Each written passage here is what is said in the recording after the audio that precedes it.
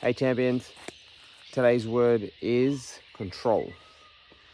The single most important practice in having a black belt mindset is in differentiating what we have control over and what we do not.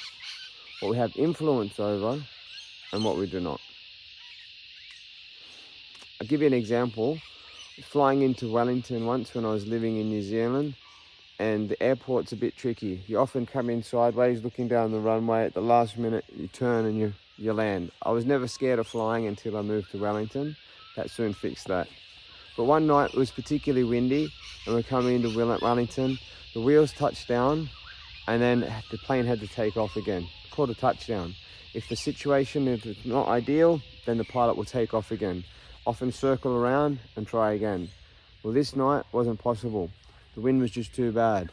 So the plane had to divert to Auckland and we're going to spend the night overnight there. Now, I've never seen a bunch of people get so upset over something that was totally, completely out of their control as that night.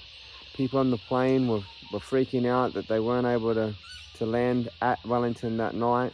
They were getting angry, upset, frustrated, and I get it. They probably had people waiting there for them.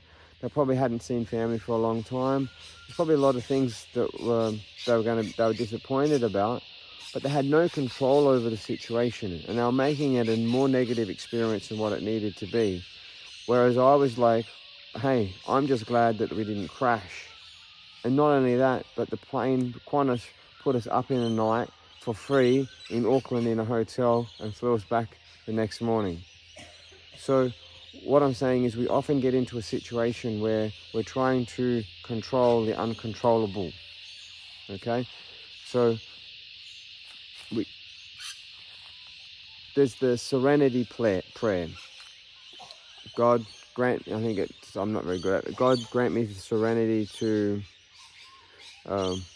accept the things I cannot change, the courage to change the things I can, and the wisdom to know the difference. So that kind of sums it all up pretty well, I reckon. Look, when it comes to karate, we can't, or life in general, we can't change our height, we can't change our age, we can't change our sex, and these are things that any height, age, that sort of thing, arthritis or whatever, hear people complaining about regularly. You can't change it, so forget about that. Focus on what you can change. So you can change your fitness, you can change your strength, you can change your nutrition plan, and you can change your discipline, and you most definitely can change your attitude. So let's focus on those things. In life, we can become a better father, a better mother, a better son, a better daughter. We can become a better employee, workmate. We can become a better boss.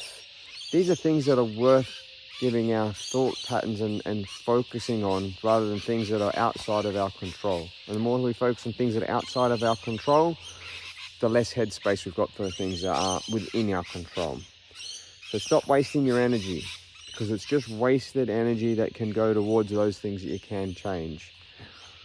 All right.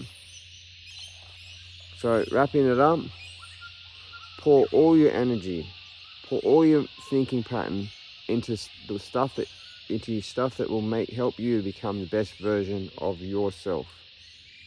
Okay?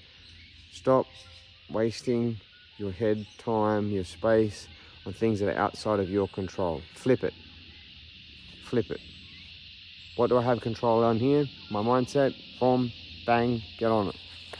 And I'll see you very soon in the dojo. Thanks for listening.